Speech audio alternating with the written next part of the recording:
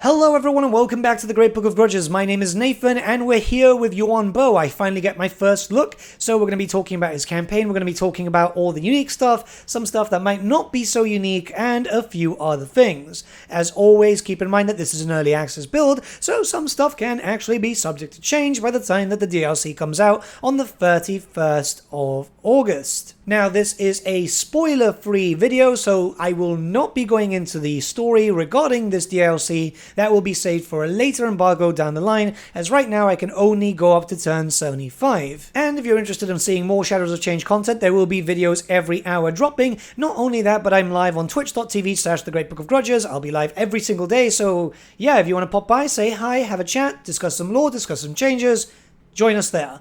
But let's just jump right in. So Yuan Bo is the new Cathayan faction, a character that a lot of people have been waiting for. Here we have the faction effects, so let's jump right in.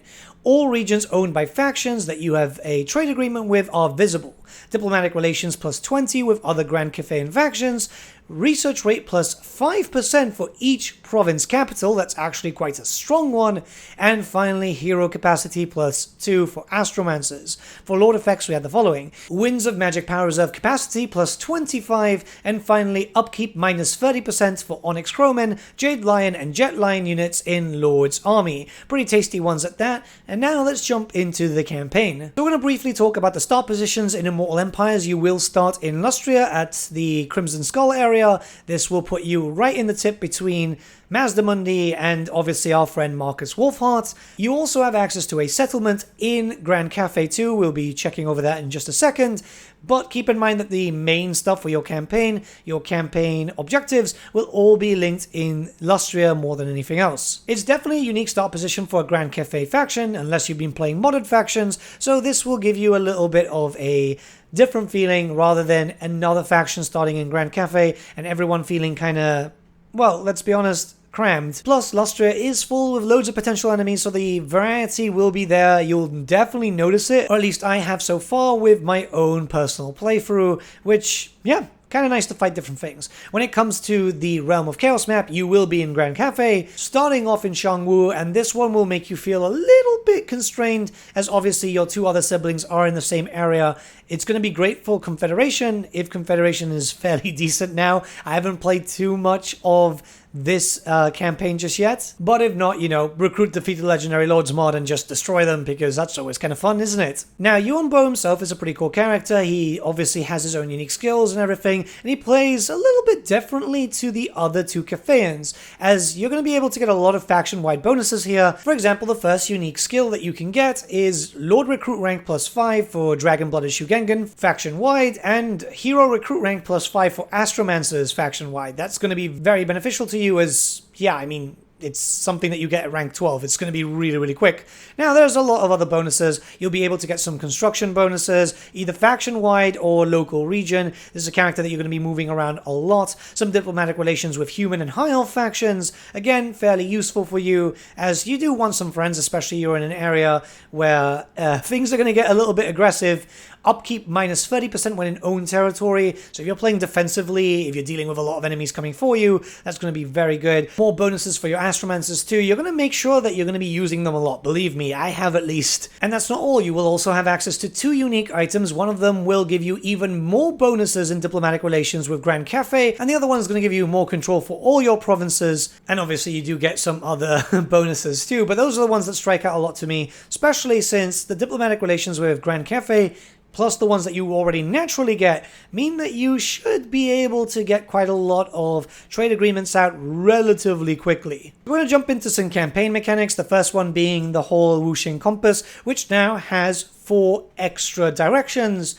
I know, not the most unique thing, to be honest. I don't see it as a unique mechanic, but admittedly it does kind of fit with his theme, even though I will admit again it is a little bit of a boring situation. There is a bit more tied to it, however, which does kind of give it a little bit more flavor. As they are new directions, they do have their own bonuses, which I will be cycling through. And the bonuses themselves aren't bad, obviously situational based, especially to what your playthrough is, what your playstyle is, better yet said.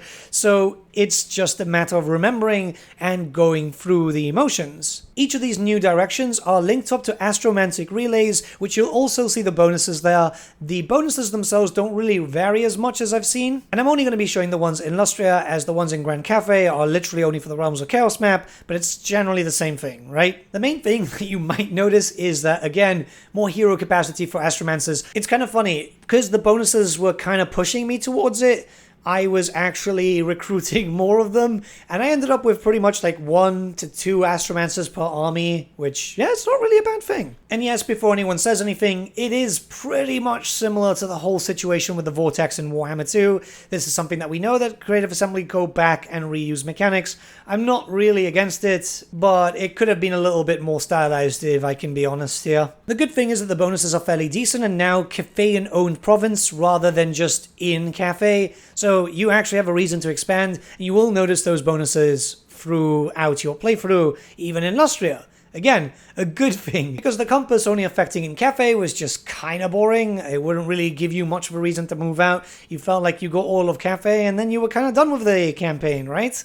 I'm actually fairly surprised, but the new units will be available to Yuan Bo and other Cathayan factions fairly early, with all the units being between Tier 2 and Tier 3, which is kind of surprising for the Jet Lion and the Jade Lion. I was expecting them to be Tier 4 for some reason. You'll see later on when I start showcasing the units and so on. Now, one thing to note here is that everything is pretty much the same when it comes to construction. However, there's been a light change to how Harmony works, which is possibly actually a bit better, where Harmony is found on the side, as you can tell. So you still have access to Harmony, but it's not so much focused on getting positives and negatives. It's purely positives at this point. It definitely feels a lot less soul-sucking, so that's a positive at the very least. It makes it a little bit easier to handle. Obviously, replacing Harmony at the top is Stone and Steel, 2 new currencies only available to Yuan Bo, and what this does is allows you to work on a new system known as the Matters of State.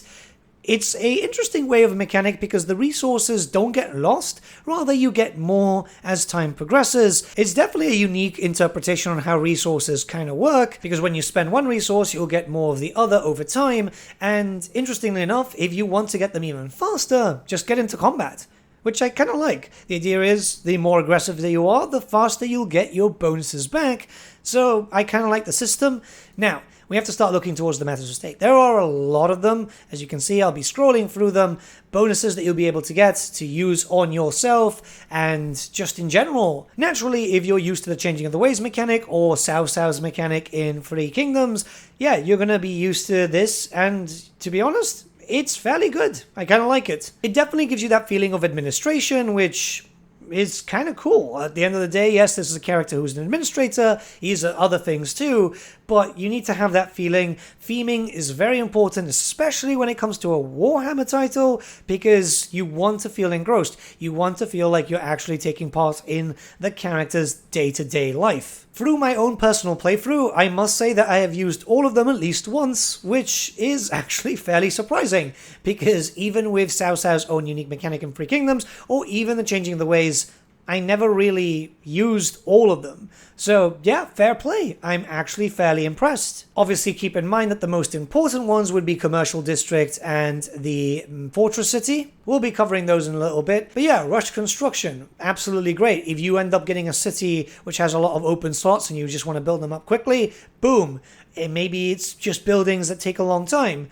Or maybe you want to levy the provinces. Get your recruitment done instantly on one of your armies, which might actually need it because you're being surrounded. Remember, player bias is still a thing, so sometimes you'll want your forces up and running as fast as possible.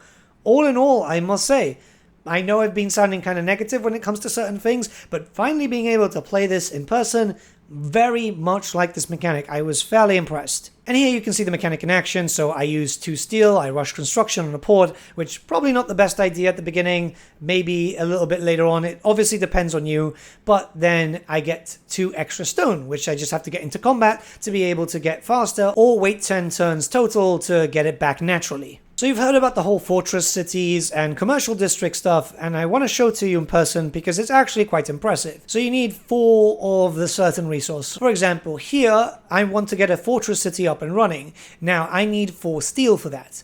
That's simple enough to get. All you have to do is rush construction once, and then you'll have the 4 after a certain number of turns, and there you go.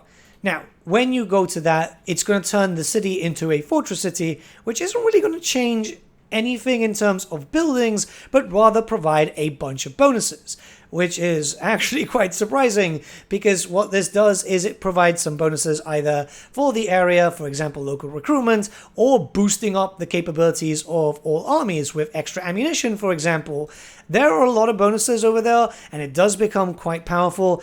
If you're able to kind of focus this enough, you'll be able to actually provide really powerful bonuses and possibly become one of the strongest factions in the game.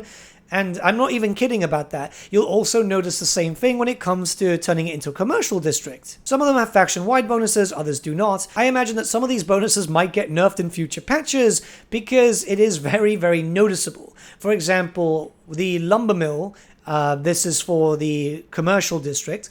You can get minus 5% construction for all buildings faction-wide, which already sounds insane. Now, seeing as it only takes a level 3 provincial capital, and there is a fair amount of provincial capitals throughout the whole Warhammer Fantasy map, yeah, you can actually get this stacking quite heavily. So yeah, I definitely think some stuff is going to get nerfed in future patches. It is very, very strong, and even if it does get nerfed, it will be strong enough as it is. But I'll be completely honest with you, as many of you probably are, I was already completely interested in Yuan Bo. This just kind of adds a little bit more icing to the cake, and I feel like he's going to steamroll a lot once you get a good rhythm going. So I can't wait to actually properly test that out, that's for sure. My current personal campaign, I've been pushing it a lot, and I tell you that the bonuses can be kind of decent. In general, his faction is just generally quite strong. Now, exclusive to the Mortal Empires, you can get a bit of an extra boost. If you give up Shangwu, this usually happens around turn 4, sometimes turn 5, you can get 20,000 extra treasury, which is obviously quite beneficial. That means that you can get a lot of extra stuff up and running quickly. It depends if you want that or not. That's pretty much the only bonus, it's just the extra cash. But if you want to keep Shangwu up and running, that's perfectly fine too. Again, it depends on your playstyle, or it gives you a reason to try out the campaign twice if you wish to purchase this DLC. We also have to make sure that we talk about the new Lord option. This is the Celestial General. So you have access to a third type of Lord. You still have the Dragon-Blooded and you have the Lord Magistrate. But if you need something a little bit more punchy, this one's definitely the one for you. Not only is he able to hold his own in the front line, which is something that was kind of desperately needed, now you also get access to a bunch of unique skills, so you'll be able to buff up your army in certain way, shape, or form, while also providing some pretty tasty bonuses to himself too to make him even more of a powerhouse. Again, this is another character that was shown off in trailers and during the announcement that I wasn't too sure about, but after some time playing, yeah, pretty much like it. It's taken over the role of the Magistrate. I still use the Magistrates, don't get me wrong. They're not completely gone from my playthroughs, but since Yuan Bo's faction kinda focuses a lot around very heavy frontline fighting, yeah, works pretty well, I must admit.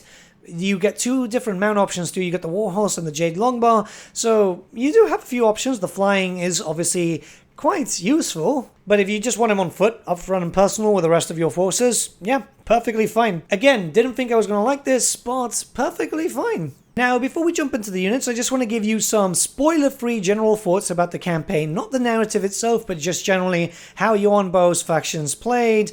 And to be honest, fairly surprised. Again, one of the things is, during the blog, they showed off stuff, and I don't think the communication was kind of shown off too well, in a sense, because, yes, these mechanics are pretty much reskinned from other stuff, or just additions to stuff that was already available. However, getting those bonuses, getting faction-wide bonuses, which just really push you to be more aggressive, that's how I felt it, and that's how I've seen Yuan Bo's playthrough as I've been playing for a decent amount of time at this point. When comparing to, say, Zhao Ming or Miao Yin, this feels like you're more rewarded to be more fast-paced, that you are able to actually expand a lot faster, whereas with the other 2 Dragon Children, don't get me wrong, their campaigns are actually fairly good, but it feels like they're more centralized in Cathay. I guess pushing you out there into a different part of the world is going to have to make you more aggressive, which obviously does make sense, but Yeah, I've liked what I've seen. It definitely does feel a little bit different while still being majority familiar. And I think that's a good way to actually do a Cathayan faction. It feels like everything just synergizes really, really well, so I'm actually fairly impressed. By this point, you guys would have seen the Changeling, for example, which is completely different to pretty much any other faction that we've seen so far. Not just in this DLC, but I mean just in general. So seeing something familiar but different is nice. Obviously, we need to talk about the roster, so now we can talk about Yuan Bo over here. And when he was shown off, I did say that I wish that this was a character, or is a character that we'll see in Warhammer the Old World, because I would really love to paint him. That's the same sentiment echoed 100 times over. Absolutely love his design. He looks great. He looks like a regal warrior, you know, he looks absolutely fantastic. Obviously, stat-wise, he's quite strong. You can see that he's got access to a lot of different spells, which makes him really, really cool. When he goes into his dragon form, again, dragon form is very, very cool. And there's not too much to talk about there, right? You know, the character is going to be strong. We've seen him. We know what he's capable of. The interesting thing is his bound spell when he turns into a dragon. Well, not really a bound spell. The spell that he retains from his active ones is the Comet of Cassandora, which is pretty strong. But overall, I very much like what we've seen. I know visually isn't the most important thing, but it does kind of help, especially for a Warhammer setting where you want stuff to look unique. He definitely looks really damn cool. Same thing with the Celestial General. Powerhouse, very good stats, able to do a lot of damage, looks absolutely fantastic. I love the color scheme like this, by the way, which is why I picked it with this faction. When Cathay eventually releases for Old World in, like, I don't know, 2050, if I'm still alive, then I'll probably paint him like this because, goddamn, really, really cool. Again, really good up front, personal, able to do a lot of damage. There's no complaints from me, which is surprising. I was actually quite impressed, especially when you start looking out to other stuff, right? The Jade Lion and the Jet Lion, very, very cool. The Jade Lion itself here is just beautiful. Absolutely beautiful. It's a big monster. It moves around fairly quickly. I'm actually fairly surprised for a stone construct to basically move, 75 speed is fairly good. It is faster than quite a few different cavalry too. I'm actually fairly surprised that it's got no forest penalty though, considering that, I mean, come on, it's a big freaking lion. Its breath weapon is also fairly powerful. You'll be able to see that a little bit later on. I do have a little bit of an issue though, which is with both the Jade and the Jet Lion. They're not unbreakable, and I feel like they should be, mostly because I don't see the point of a statue kind of breaking, because these are supposed to be statues. So having them break away from combat is just kind of odd, whereas everything else about them is honestly phenomenal. I like how they work. Hell, even the Jet Lion itself is pretty damn good. They're durable. They're both very decent at combat from what I've been able to see, and I've been playing at various different difficulties just to test them out. It's just that one little nitpick, but I believe that I'm not the only person that said it, so maybe we'll see something change in the future. You never know. Now, the Zhangju War Drum is perhaps a bit too strong. Let me just say it that way. So, you've got two effects. You can switch between them. It's kind of like Festus. Melee attack, +8 with immune to psychology. Fairly decent, I would say. But the defensive one is +24 armor, and that just feels like it's a bit too much. Because, yeah, that's a lot of armor bonuses. Other than that, I mean, it's cool. It's faster than I expected it to be. I mean, it's still relatively slow, but it looks cool. And you have to admit, like, Cathay does look like it's got one of the most impressive rosters visually. Barring a little bit of a balance thing, but then again, it kind of works that DLC stuff is always going to be a bit stronger at release. I would say it's a fantastic unit. It's even got harmony for both sides, so you're able to be there to provide a lot of bonuses. Now, I'm going to have to be very, very honest here. Out of all the units, I really don't like the Onyx Crowmen. They honestly just feel to me like the Cathayan version of Chaos Furies, and yeah, that's pretty much it. Maybe other people have found better use for them. I mean, they do have Vanguard, and they can spot hidden stuff. But yeah, I just don't see too much value in them. I'm happy to be proven wrong, however. It's just through my playthroughs, they've literally only been in my army because I've started with a unit or a regiment of renown. I don't see too much use for them. They're fast, they are decent, so I'm not going to complain too much about that. It's just personal thing. And then again, I don't really use that many Furies myself either, so it could just be a thing that I just don't like chaff flyers. So that's perfectly possible. It depends. People will see very different ways about doing it and using those units and so on.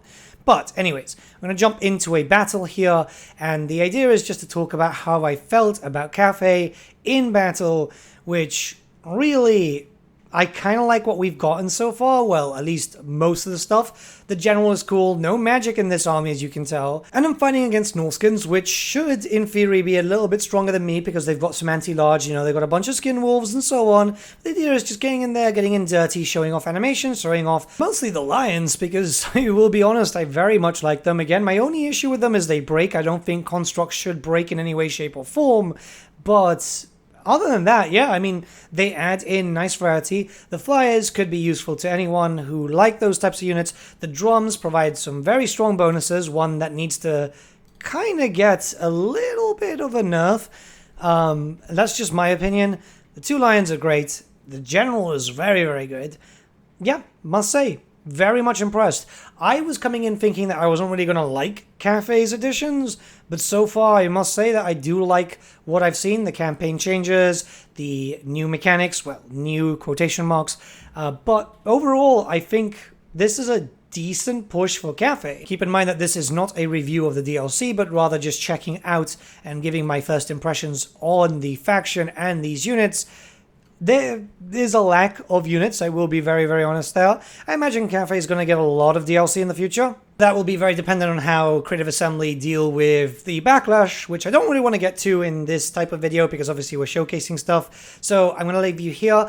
Let me know what you guys think about all this stuff. Remember, I'm streaming live. I'll be streaming every single day, so you can check out all the new content. We can talk about stuff and have some fun and generally talk about some lore and so on. And with all that being said, have a nice day, guys. I'll see you all again very, very soon. There's going to be a lot of videos today. Have a good one.